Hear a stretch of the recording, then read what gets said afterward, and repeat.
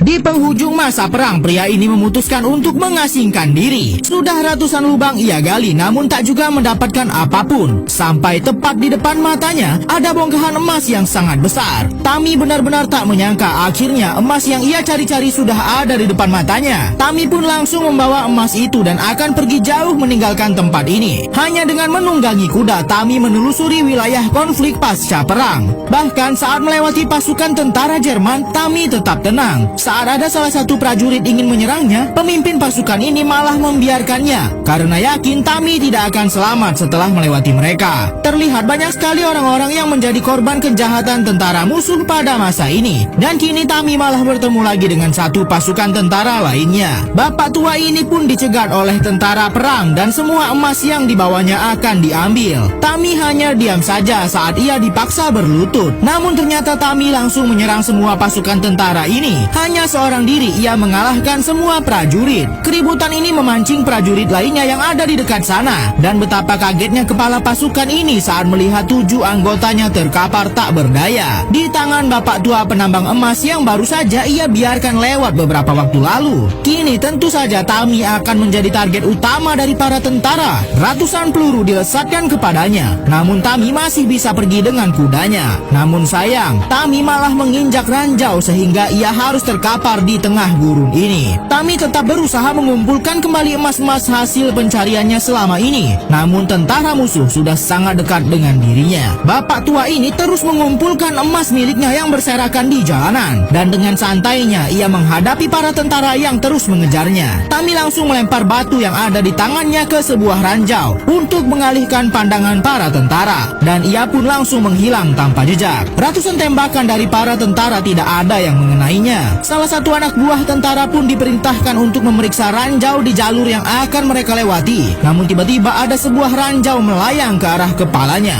Kepala pasukan tentara ini pun menemukan kalung milik Tami yang terjatuh. Dan ternyata bapak tua yang sedang mereka kejar bukanlah orang biasa. Tami adalah mantan tentara terhebat yang pernah mengalahkan satu negara musuh hanya seorang diri. Walaupun mereka telah diperintahkan mundur oleh komandan mereka, tapi mereka tetap ingin mengejar Tami dan mengambil semua emas yang dibawa olehnya. Bapak tua ini akhirnya terkapar setelah mendapat serangan bertubi-tubi dari pasukan tentara musuh yang terus mengejarnya. Namun baru saja ia tertidur sebentar, para tentara ini sudah berada dekat dengan dirinya dan membawa hewan pelacak. Tami langsung terbangun dan saat ada salah satu mobil lewat, ia langsung bergerak menuju kolong mobil itu. Para tentara tidak ada yang sadar pergerakan Tami, namun hewan pelacak ini sudah mulai merasakan keanehan. Tami pun membuat lubang pada tangki bensin mobil tentara untuk mengacaukan